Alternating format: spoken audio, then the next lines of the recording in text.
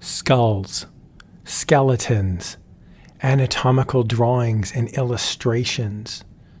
These types of designs make really great t-shirts or high-end art prints. You can pattern the designs for apparel.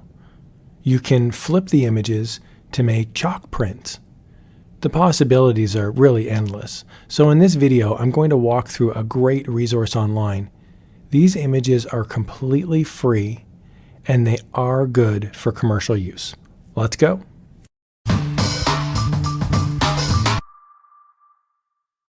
All right, let's jump into some creepy anatomy drawings and some skull stuff. Now, here's the website. It's called the History of Medicine Division, National Library of Medicine, National Institutes of Health, and Department of Health and Human Services.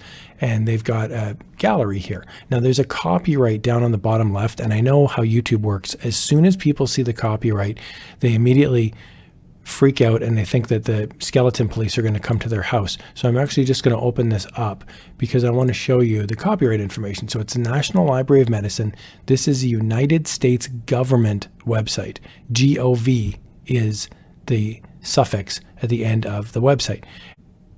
The copyright information is actually located on this other website, good old government. You got to scroll through a couple pages here. But anyway, as we scroll on down, way down at the bottom here, of this page, there is a copyright section, and it says works produced by the U.S. government are not subject to copyright protection.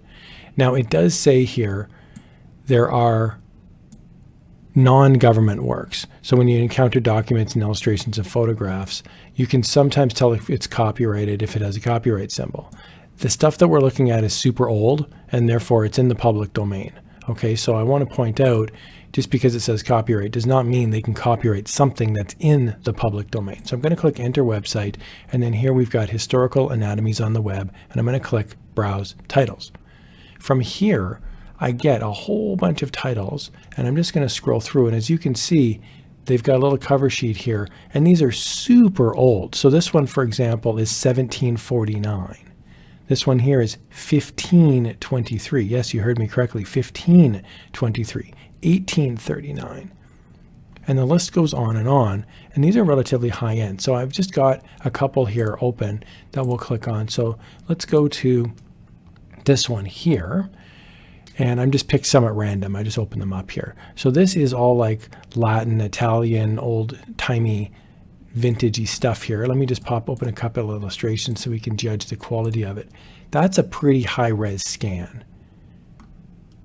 I think. I mean, it's well done. You can always clean up the borders, but overall, though, that's pretty decent. Now, there's creepy as can be. I mean, you got a skeleton just going for a stroll through the forest. So here we've got another one. This is Osteographia Anatomy of the Bones. If you're looking for skeletons that are not just humans, but here's like, for example, a really nice outline of an animal with some antlers on it. I want to say it's a deer, but I mean, who knows? I don't speak Latin. Here's just a guy hanging out on a tree stump. So that's kind of nice. He's just chilling. And, you know, it says here monkey, but you could always remove that and you could always clean up the background or just keep it as vintage too. So there's a ton of different stuff in these books. Animals, skulls. I'll just pop open the skull one here. This is pretty high end too. It's a sketch, but you could run this through Inkscape and make it into a vector if you wanted. So if you're looking on, you know, selling digital files, or if you're looking for, you know, just a high-end print for a t-shirt, these are some ideas. So all I'm doing here to access these books, if I go to, say, kneeling skeleton guy here, all I'm doing is I'm just right-clicking and I'm opening up in a new tab, or you can just click on the link itself and it just opens up the book. So here's the book. I scroll on down. Let's say I'm really into this here's a skeleton of a hog. I'll just open it up and it gain in another page. And then from here, I can just click on it and it zooms in. I click on it, it zooms out. And then I can also just save the image. I just right click and I can just save the image. Of course, it depends on the browser you're using, that kind of thing. But overall though, this is just a JPEG. It's just an image file. So you can just, you know, use it as an image library. They've got a lot of great stuff here as far as skeletons. This one I really like because it's very specific. And so you can see, you know, if somebody wanted to have, like, say, a high-end print of just the ribs and the pelvis, there you go. It's funny. I get this question a lot. I get a question like, who's going to buy these? And the answer is, these sometimes sit in dentist's office, doctor's offices. They sometimes sit in hotels, bars. There's Halloween aficionados that will buy stuff like this and hang up in their house. So I kind of stopped wondering who the person is, and I just know these do sell on occasion. Anatomical drawings are pretty popular, and skull drawings are pretty popular, and there's a lot here. I'll just pick one more here at random. This one is an anatomy from 1894.